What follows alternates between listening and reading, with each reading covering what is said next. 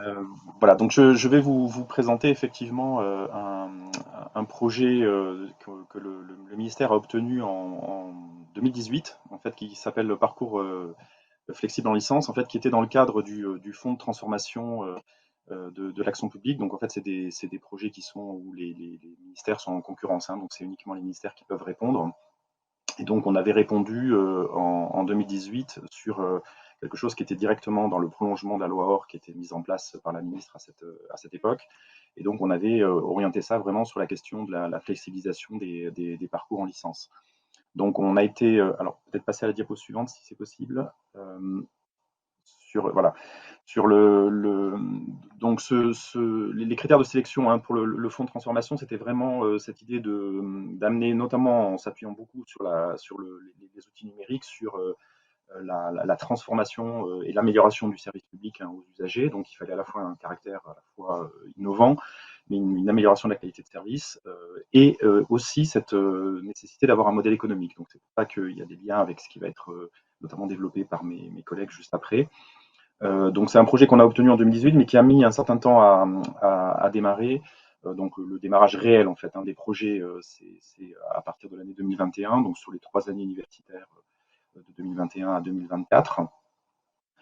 Donc comment on a géré cet appel? En fait, on l'a décliné en deux appels internes, deux appels à un projet interne du ministère. Donc en fait, on a vraiment ouvert complètement la possibilité à toutes les universités de répondre. Donc en 2019 et en 2020, avec des fléchages un petit peu différents selon les cas. Donc le premier appel était beaucoup plus large, et on a eu des lauréats, j'en parlerai juste après, donc comme le projet de Grenoble, enfin de l'UNES, mais qui est dans lequel l'équipe de Grenoble est très présente, hein, le projet Shift dont parlera Henri juste après. Et un deuxième appel en décembre 2020 qui a été, enfin, c'était vraiment la volonté du cabinet de la ministre de l'orienter sur la réforme des études de santé.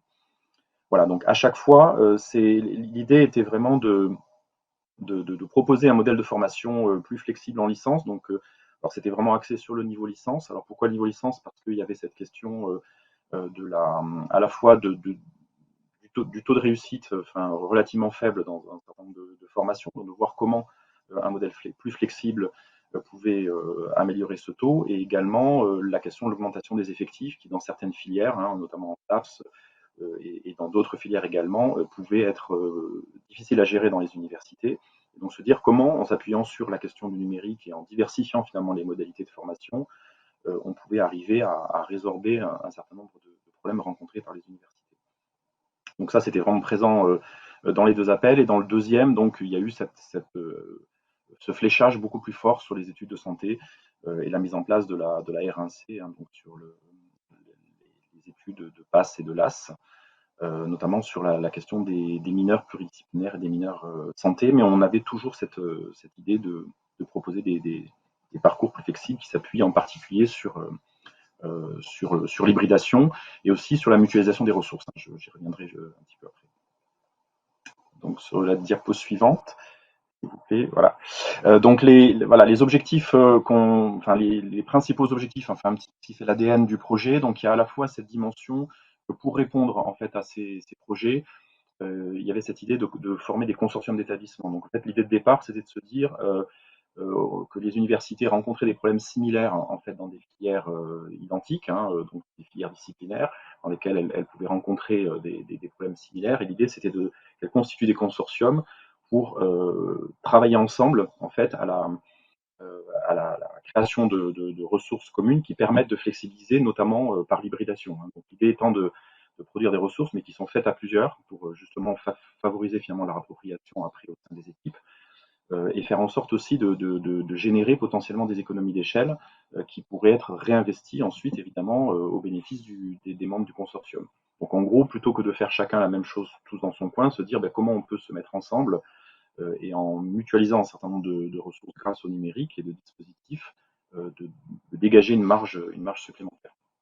Donc c'est vraiment des consortiums d'établissements, donc qui inclut parfois énormément d'universités, hein. Je montrerai dans la diapo suivante donc sur la taille de ces consortiums qui peuvent être parfois très, très importants.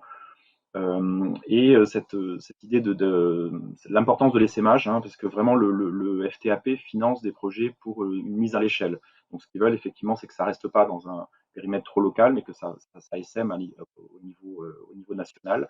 Donc là, on a fixé un certain nombre d'indicateurs d'essaimage, alors qu'on retrouve dans d'autres projets qui sont pas ultra originaux en tant que tels, mais qui en tout cas sont très importants dans le cadre de ce projet. Donc, l'idée, c'est vraiment que ce qui a fonctionné dans le cadre de ces consortiums puisse servir à d'autres universités potentiellement intéressées.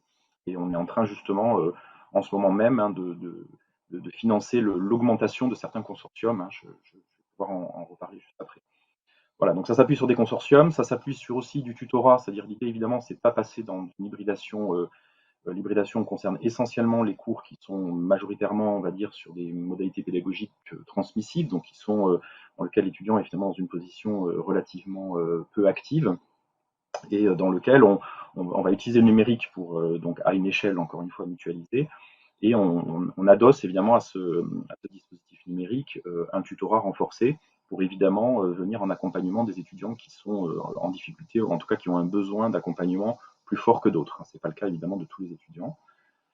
Et puis donc le troisième levier, c'est ce modèle économique sur lequel on s'est beaucoup inspiré évidemment de ce qui avait été de l'expérience de Grenoble, qui avait déjà commencé avant le projet qu'on a pu soumettre. Et donc l'idée étant de voir comment, en mutualisant, en travaillant au niveau d'un consortium, en fait, on dégage un certain nombre d'économies sur les heures maquettes pour justement les réutiliser ailleurs, là où on en a besoin pour améliorer la réussite des étudiants. Diapo suivante, s'il vous plaît. Donc voilà, donc sur les projets, pour vous donner un aperçu très, très synthétique des 4 projets qui ont été lauréats, donc il y en a eu 2 sur le premier appel et 2 sur le suivant, donc ils sont dans l'ordre des 2 appels. Donc vous avez, donc comme je l'ai dit, deux tailles, on va dire, de consortium. Donc les 2 projets qui sont au centre, qui sont portés par l'Université de Bretagne et par l'Université de Lille, sont à 2 ou 3 établissements. Donc là, on est sur des consortiums peut-être plus réduits, même si c'est quand même de l'interétablissement malgré tout. Et ça concerne vraiment les filières de santé. On voit que 3 projets sur 4 concernent les filières de santé, donc pas SLAS. Et on a 2 gros consortiums qui sont portés par l'Université numérique en santé en sport UNES, et qui concernent alors actuellement 11 universités d'un côté pour Shift, donc le projet notamment dans lequel on va retrouver l'Université de Grenoble, et pour le projet Flexi Santé de l'autre, qui va passer de 20 à 23 établissements d'un côté et de 11 à 19 de l'autre. Donc on est vraiment dans une logique de filière qui décide de travailler ensemble pour faire une hybridation un petit peu plus mutualisée au sein de son consortium, mais notamment avec cette idée de produire des ressources ensemble qui servent à l'ensemble en fait du consortium. Voilà. Donc on touche donc aux deux types de disciplines, donc les STAPS et les filières santé, donc en PASS et en LAS, en sachant que pour PASS LAS, donc en tout cas pour le projet Corpus et le projet Flexi Santé, donc c'est normal puisque le deuxième appel, comme je l'avais dit, avait été orienté sur la réforme des études de santé. Voilà, et donc dernière slide, s'il vous plaît, merci. Voilà, donc pour terminer, juste pour dire un petit peu comment se positionne en fait cette flexibilisation. Donc comme je l'ai dit, elle se fonde beaucoup sur la question de l'hybridation. Donc et à une échelle donc d'un consortium. Donc si je reprends, alors là j'ai repris dans le guide que l'Université de Laval a proposé pour donner un petit peu toutes les formes de flexibilisation possibles. On voit qu'en fait on intervient à un certain niveau d'entre elles. Alors on n'a pas atteint forcément tous les objectifs qui avaient été fixés au début pour des questions pragmatiques de complexité des projets. Mais on arrive quand même à avoir une flexibilisation à la fois sur le niveau organisationnel et sur le niveau pédagogique. Alors, sur le niveau organisationnel, parce que forcément, à partir du moment où on fait l'hybride, on libère les conditions d'accès, en tout cas les modalités pédagogiques, et donc le fait d'utiliser notamment le distanciel ou l'hybride, que ce soit à l'université ou chez soi, mais évidemment, ça apporte une souplesse en termes de lieu, mais aussi en termes de durée, de rythme, c'est-à-dire les étudiants peuvent de façon plus autonome, on va dire, accéder à ces ressources mutualisées. Et on a une mise en œuvre au sein des consortiums qui permet de soutenir même le montage de filières. Enfin, là, par exemple, dans un des projets lauréats, dans les nouveaux partenaires qui intègrent ce projet, donc je parle du projet Shift en particulier, donc il y a des universités qui sont en train de monter des filières STAPS et qui vont s'appuyer justement sur ces ressources mutualisées pour construire leur filière. Et ensuite, on a évidemment cette flexibilisation pédagogique, donc là qui est liée à la fois aux modalités de tutorat et à la façon de suivre la formation, qui peut se faire de manière très individuelle si l'étudiant a une autonomie et donc n'a pas besoin forcément d'un accompagnement fort, mais qui peut se faire de manière beaucoup plus collective quand il a besoin de tutorat. Et le tutorat est vraiment un élément très central dans le projet. Enfin, on a plus de la moitié finalement de l'aide qu'on apporte au projet lauréat, ce qui est affecté vraiment au financement du tutorat. Sur bon, les personnes ressources qui sont mobilisées, notamment des tuteurs qui peuvent être aussi des tuteurs étudiants. Il y a certains projets qui ont valorisé beaucoup le fait que les tuteurs soient des étudiants. Les moyens et outils d'apprentissage qui, encore une fois, proposent, grâce au numérique, une certaine diversité de contenus pédagogiques, mais aussi d'exercices qui peuvent être faits à distance et donc qui permettent aussi des formes de remédiation plus diversifiées.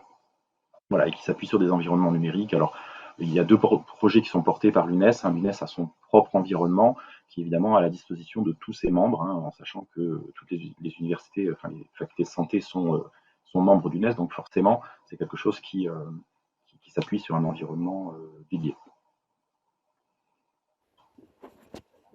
Voilà, pour vous donner un aperçu global un petit peu du cadre de ce projet, et puis donc qui pourrait être développé notamment par ce que va présenter Henri Benoît en particulier, puisque c'est un des lauréats de cet appel.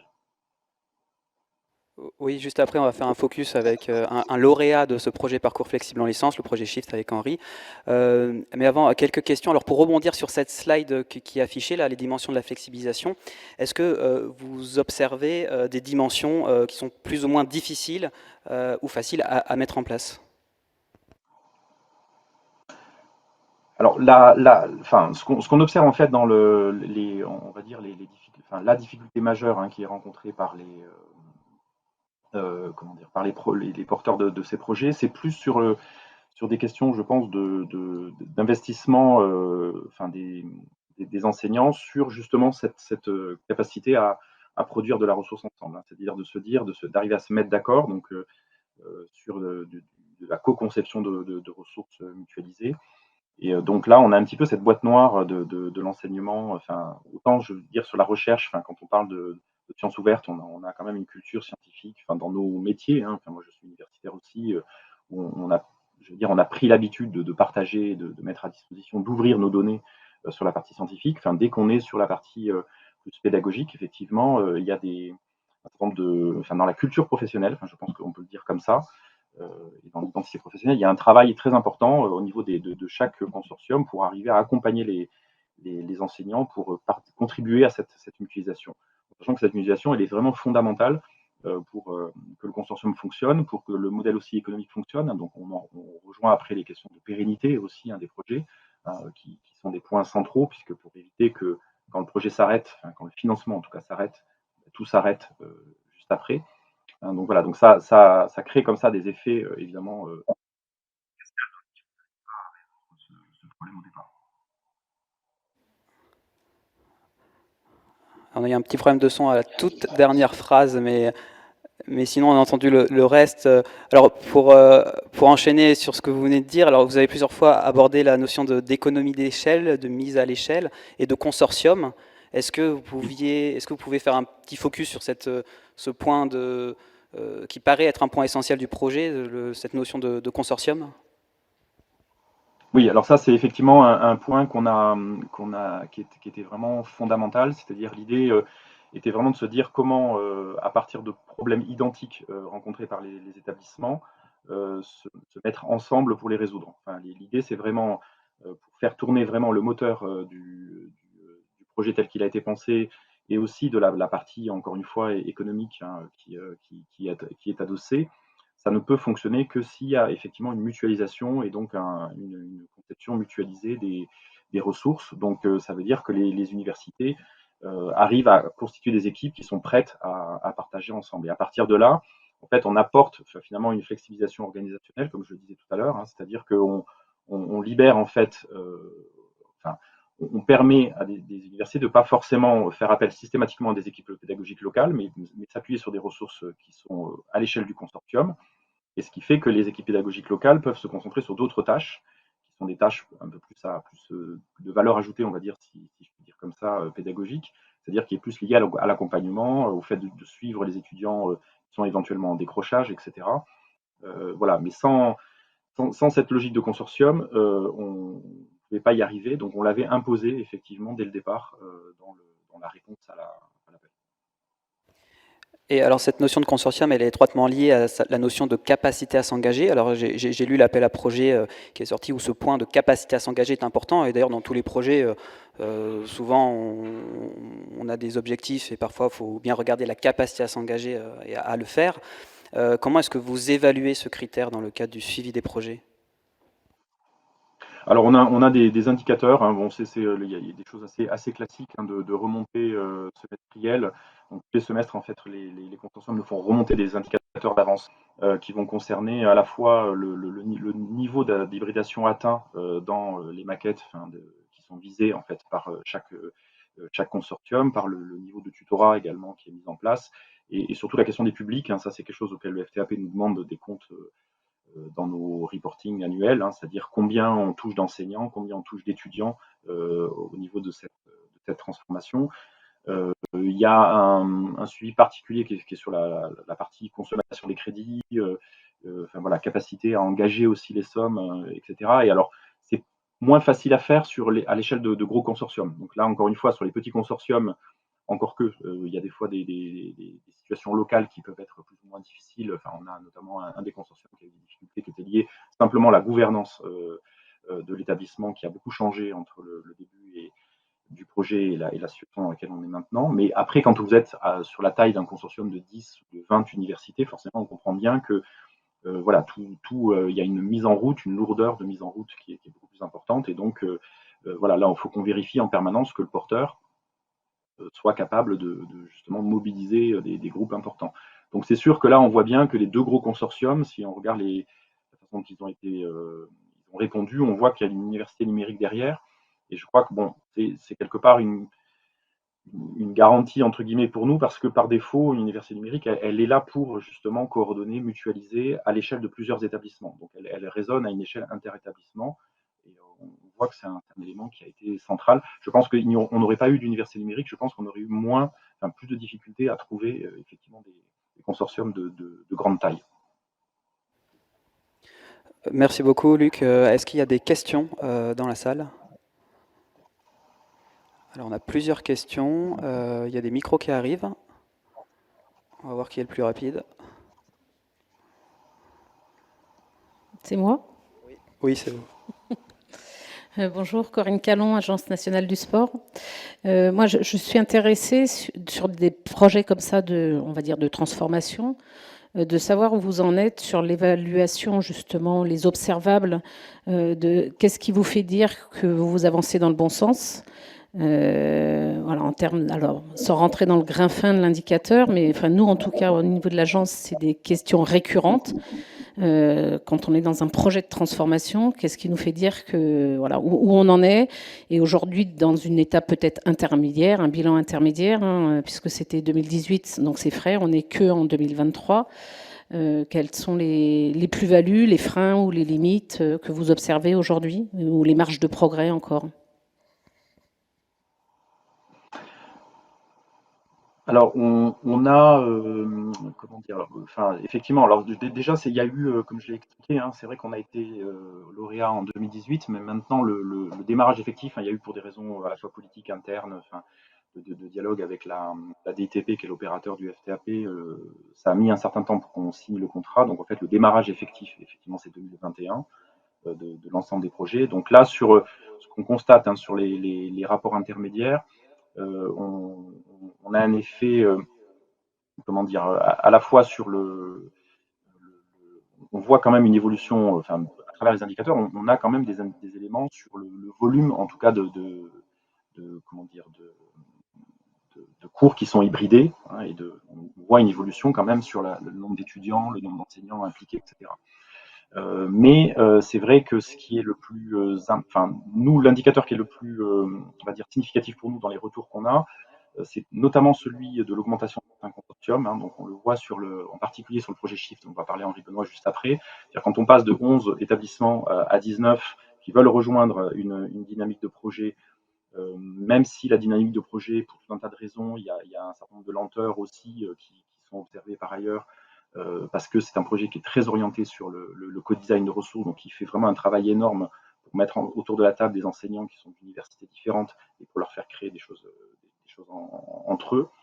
Mais on voit que cette logique, on l'a dans les deux gros consortiums, on a cet indicateur qui montre cette évolution très forte.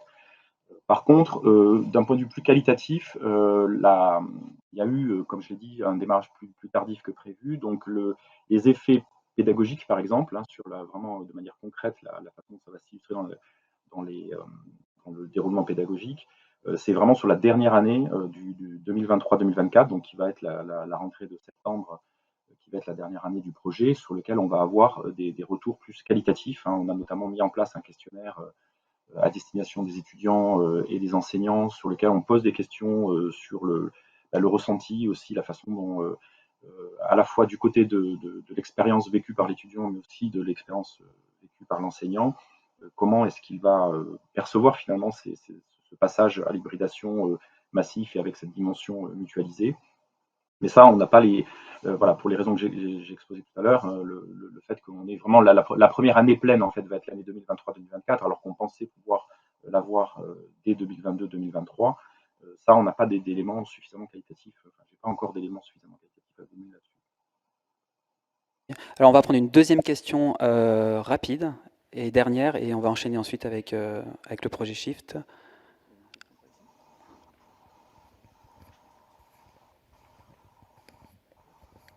Bonjour, Marianne Ledin de l'Université Grenoble-Alpes. Dans la continuité, mais moi je parlerai peut-être plus d'indicateurs. Est-ce que j'ai bien compris que là c'est que cette année ou l'année prochaine que vous allez voir les effets de toute cette mise en place. Mais un des objectifs de ce projet, c'était un meilleur taux de réussite à la licence pour les étudiants. Donc, est-ce que ce taux de réussite sera suivi et comment vous allez pouvoir, à la fin du projet, vous assurer que si effectivement il y a des impacts positifs, assurer la continuité de toute cette dynamique?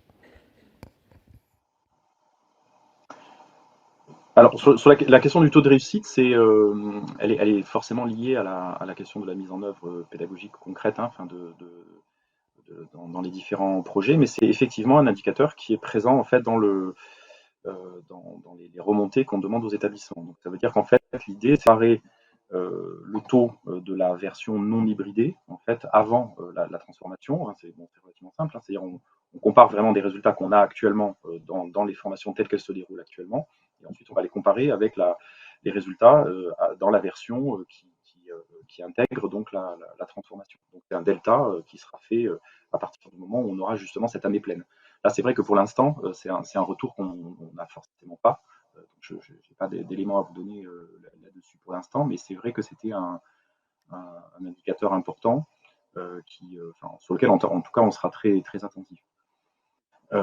Sur la question de la pérennisation, au-delà, donc là, c'est vraiment l'idée, c'est vraiment l'enjeu un petit peu de la dernière année, justement, universitaire, en tout cas, du projet, c'est de commencer avec les quatre porteurs à justement voir comment la mise en œuvre de cette mutualisation à l'échelle de consortiums parfois très importants dégage suffisamment entre guillemets d'économie d'échelle, mais j'aime pas le terme d'économie, mais c'est cette idée en tout cas dégage une certaine marge de manœuvre, on va dire, dans chaque établissement partenaire pour pouvoir justement poursuivre.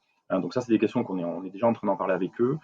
Donc nous, il y a un modèle économique alors qui a été revu, qui a été recalculé, donc c'était pas exactement le même qu'au début. Il a été simplifié pour un certain nombre de points, mais malgré tout, quand même, le fait de ne pas avoir systématiquement la totalité de ses ressources en interne, mais de pouvoir faire appel à une banque finalement mutualisée en mode interconsortium, l'idée c'est bien d'arriver à ce que derrière, une fois que les crédits s'arrêtent, puisque nous en août 2024, il n'y aura plus de financement lié au FTAP, il y ait cette possibilité d'autofinancement, enfin en tout cas de logique de mutualisation. Enfin, ce qu'on espère vraiment, c'est que cette logique de mutualisation va se poursuivre au-delà. Alors il y aura évidemment des contraintes financières, mais normalement, le fait de travailler ensemble va justement libérer une certaine marge de manœuvre. Voilà, donc ça c'est vraiment la pérennisation, hein, qui est une problématique qu'on a dans finalement tous les grands appels à projets. Sauf que là, elle était vraiment, elle était intégrée dès le départ. Enfin, en fait, il y avait cette idée de modèle économique, c'est quelque chose qui n'est, à ma connaissance, hein, il n'y a pas d'autres appels à projets qui intègrent cette dimension-là. C'est justement pour régler un des problèmes que disent tous les porteurs de projets des grands appels nationaux qu'on peut lancer, qui est que quand les fonds s'arrêtent, le projet, en général, ne se poursuit plus.